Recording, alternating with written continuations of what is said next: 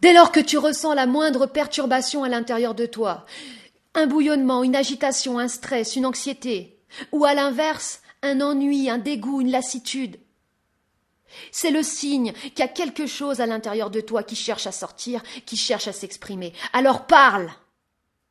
Mais ne cherche pas à fuir dans des activités compensatrices. Ne cherche pas non plus à appeler un ami pour lui déverser tous tes problèmes. Parle avec toi-même. Ce chemin qui te mène à toi-même, il est vibratoire.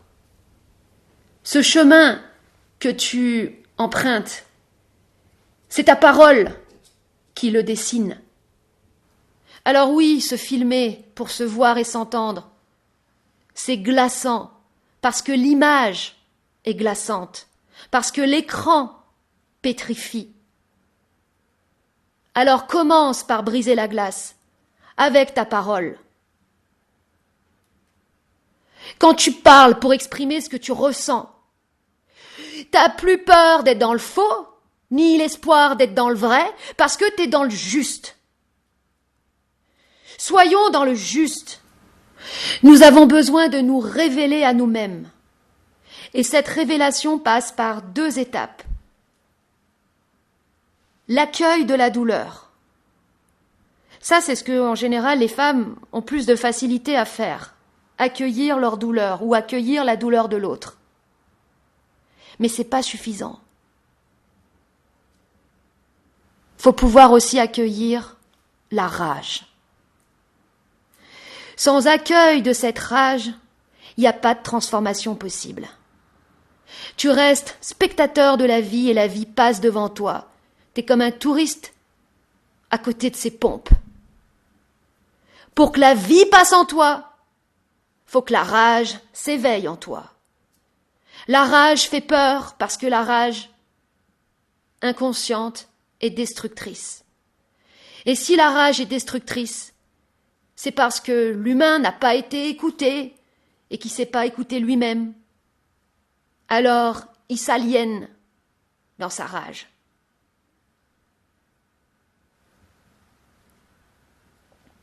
Cette rage, c'est ta force de vie. Si ta rage, c'est une force de vengeance, alors tu vas t'aliéner.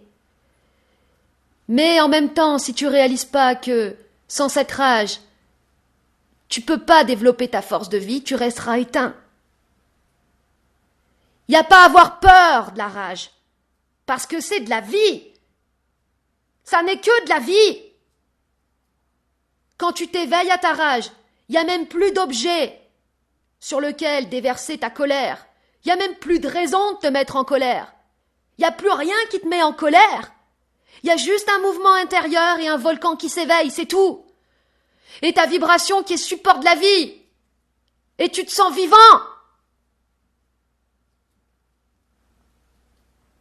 T'as le droit d'avoir la rage et t'as la nécessité vitale d'éveiller ta rage pour être en vie. C'est cette rage-là qui va éclater l'illusion, les espoirs, les attentes, éclater tes regrets, éclater tous les manquements dans ta vie, parce qu'il n'y aura plus de place pour ça. Il n'y aura plus que de la vie. Un jour, tu comprendras que tout ce qui était contre toi dans ta vie, dans ton histoire, tout ce qui allait contre toi pour tenter de te faire plier, abandonner, soumettre, empêcher, c'était un cadeau pour te permettre d'éveiller cette rage et de bénéficier d'une intensité maximale pour jouir de la vivre et la ressentir dans toute sa puissance et ne plus avoir aucune place pour les moindres regrets. Nous ne sommes pas des spectateurs ni des planqués, nous ne sommes pas non plus les acteurs d'une pièce de théâtre, nous sommes des vivants. Cette rage éveillée va brûler tout ce qui pourrait te nuire, car à la chaleur de ta flamme, il n'y a plus aucune ombre ni aucune obscurité en toi qui pourrait se retourner contre toi. Concrètement, cette rage, elle va s'éveiller comment ? Sur la base de tous tes non-dits. Toutes ces fois dans ta vie où t'as été empêché de parler, où t'as pas pu dire ce que t'aurais aimé dire, ce que t'aurais voulu dire, ce que t'aurais dû dire. Parce que toutes ces fois, tu t'es renié toi-même. Donc tu vas revenir sur tous ces épisodes dans ta vie. Et tu vas réécrire ta vie. Tu vas écrire ce que t'aurais dû dire. Et tu vas le dire avec l'intensité qui correspond. C'est comme ça que cette rage va s'éveiller en toi, et que cette pulsion de vie, cette force de vie et cette vie va rentrer en toi. Dis-toi bien qu'il y a un volcan qui ne demande qu'une chose, c'est de se réveiller à l'intérieur de toi. Et tant qu'il ne sera pas réveillé, tu ne seras pas tranquille. Tu seras toujours à chercher. Tu chercheras à droite à gauche, tu ne trouveras rien. Le volcan doit s'éveiller et c'est sur la base de toutes ces fois où tu n'as pas pu dire ce que tu aurais aimé dire. Donc en soi, c'est pour ça que je disais, il n'y a pas à essayer de faire de psychanalyse pendant des années pour essayer de comprendre où est le problème.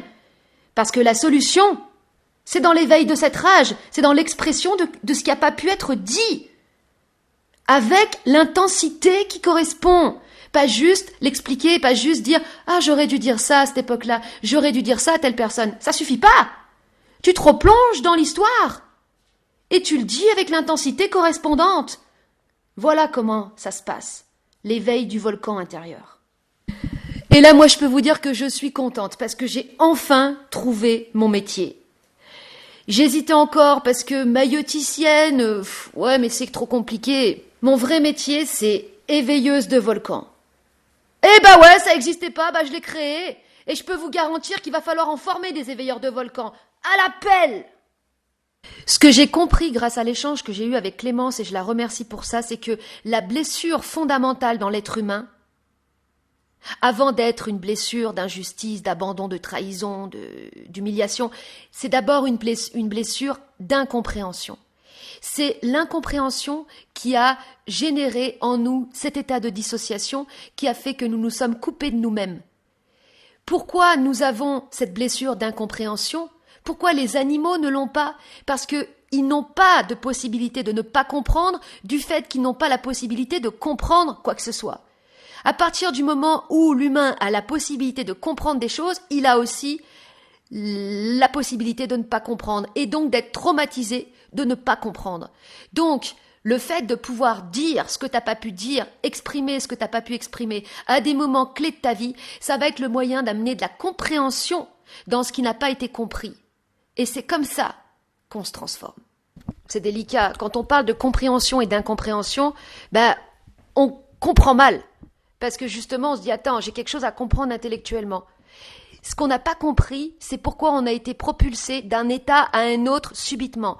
À la naissance, on est passé d'un état aqueux à un état aérien subitement. Et ensuite, dans l'enfance, où nous étions plongés dans notre état d'innocence, d'insouciance, nous avons été propulsés brutalement dans un autre milieu. Donc, cette incompréhension, c'est lié à ce changement brutal de milieu. C'est ça qui a généré l'état de dissociation qui fait que, après, nous nous sommes réfugiés dans une altérité, dans un personnage refuge, dans un personnage qui ne ressent plus rien, qui ne sent plus rien, qui s'anesthésie. Et c'est là que c'est délicat parce que l'expression de cette incompréhension, eh bien, elle passe par des mots, mais pas uniquement. Elle passe pas uniquement par des mots. Elle passe aussi par des cris.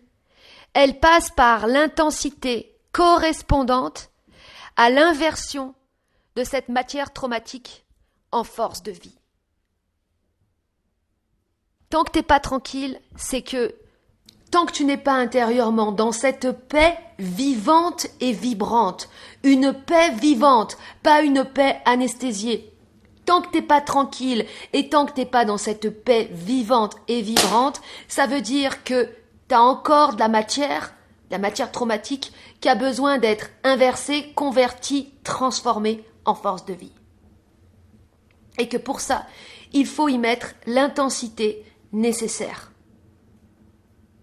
Et pour y mettre l'intensité nécessaire, pour que cette conversion se fasse, il y a besoin de revenir sur ces moments clés de ton histoire et le dire, formuler ce qui aurait eu besoin d'être formulé, ce qui aurait eu besoin d'être compris, ce qui aurait eu besoin d'être exprimé à ces moments clés. C'est pas juste le fait de cracher sa rage, de faire du heavy metal ou de faire du karaoké, des trucs comme ça, parce que là, c'est dispersé dans un dans un truc qui est pas ciblé sur l'endroit précis où il y a besoin d'opérer. C'est une manière d'évacuer. En fait, le truc, c'est qu'aujourd'hui, on ne sait faire que évacuer les excès, évacuer ce qu'on a en trop pour se libérer temporairement. Mais ça n'est que temporaire. C'est pour ça qu'il faut agir sur l'endroit précis où cette matière s'est formée. Voilà. D'où l'importance de revenir à ces moments clés de son existence.